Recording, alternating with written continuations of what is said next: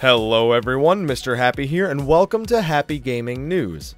This episode we will be covering gaming news from the week of May 24th through the 30th. So, a lot happened this last week in gaming. Apologies if some of this is short-winded or I missed something because honestly, there's a whole lot we could talk about. First, let's start with some Square Enix related news. In terms of Final Fantasy XIV, a lot of people got extremely excited when Naoki Yoshida revealed that he had conversations with Yoshinori Kitase about adding Blitzball to the popular MMO. Nothing is set in stone, but generally what Yoshi P wants, he gets. There was also a mention of a collaboration with Final Fantasy XV, where Yoshi P joked that maybe they'll add a car as a flying mount. That would be so wrong in that MMO. As for some news not related to Final Fantasy XIV, from which this channel generally reports on a ton already, Square Enix is planning to unveil some sort of original IP at this year's E3 event, as well as a number of new, strengthened, or rebooted IPs over the next year, at least according to their most recent financial report. Originally, Square Enix was expected to make a new IP announcement sometime in the last 6 months, but it seems E3 is as good a time as ever. Since they have their own press conference at E3 this year, which is the first time in history Square Enix has done this, expect to see some news on Kingdom Hearts 3, Star Ocean 5, Final Fantasy XIV, maybe a localization of Bravely Second, and more. It is said that Final Fantasy XV will be mostly saved for Gamescom, but don't fret, as Episode Duske 2.0, the update to the original demo, will be available to owners of the original demo sometime in early June, featuring several gameplay updates and new side story quests. So while we're talking about RPGs or MMORPGs in general, I guess I should talk about Wildstar for the third week in a row. So the first time I mentioned it, I talked about their new patch while commenting on the fact that they were still going headstrong with that subscription model. Last week I revealed to you that a leak that Wildstar may go free to play based on a quote-unquote Carbine dev leaking information on Reddit, and we all know how reliable that usually is. Well, this time it was reliable because this week it's confirmed. Wildstar is going free to play with an optional subscription model and a cash shop.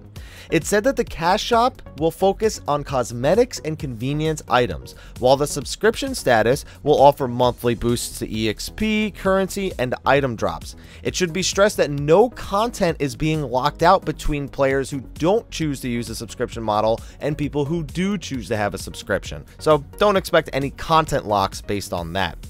Even more interestingly, you'll theoretically be able to obtain everything in the cash shop without cash. A new currency called Omnibits will drop from enemies out in the world, and with enough of those, you can purchase these items without spending a dime. It's a nice little approach to the free-to-play cash shop model. On top of revamps to the leveling process and easing the difficulty of low-level content to make the game more approachable by the general masses, Wildstar is hoping to bounce back from a very poor first year after launch. Now, the next game I'm going to talk about is one that I've been neglecting to talk about for several weeks now, and yes, I apologize, that has been on purpose. That game is Splatoon. Some of you may remember this third-person shooter that Nintendo revealed about this time last year. With several unique mechanics that transcend the standard see enemy kill enemy playstyle, the cartoony shooter hit the Wii U this last week. Now, I haven't played or even seen any footage of the game since last year, and the main reason I haven't really reported on it is because, well, Nintendo and YouTube is kinda iffy. And for that reason, I won't be including anything. We just have a picture on the screen right now. But the game has plenty of coverage on Twitch.tv, and you can find some on YouTube elsewhere. So be sure to check it out and decide if it's a must-have for you. Let me know, because I'm still looking for an excuse to buy a Wii U. And to top everything off, on June 2nd, this coming week, Blizzard's addition to the ever-growing MOBA market, Heroes of the Storm, will be launching, including 30 playable characters from Blizzard's multiple franchises over 7 different modes. Heroes of the Storm may just be another Blizzard product for you to keep your eyes on. I myself am a big MOBA fan, though due to the long drawn-out leveling processes upon being a new player, I've become more of a viewer of the genre and less of a player. Despite this, I would like to hop into Heroes and at least see if it executes its entrance into the gaming market successfully. Blizzard, I have confidence they could do it. Now, like I said at the start, there were so many other things I could have spoken about here that I'll give honorable mentions to now. I mean, Amiibo Wave 4 was announced for Nintendo, which I'm entirely expecting to sell out in like 30 seconds when it comes out. The final DLC for the Evil Within launch with surprisingly more action-oriented content. A new free DLC for Evolve launched. Gauntlet on Steam is getting a large free update. Darkest Dungeon saw a new patch with new classes and bosses. The list just goes on and on. So let me know what your favorite piece of news was from this last week in the comment section of the video below.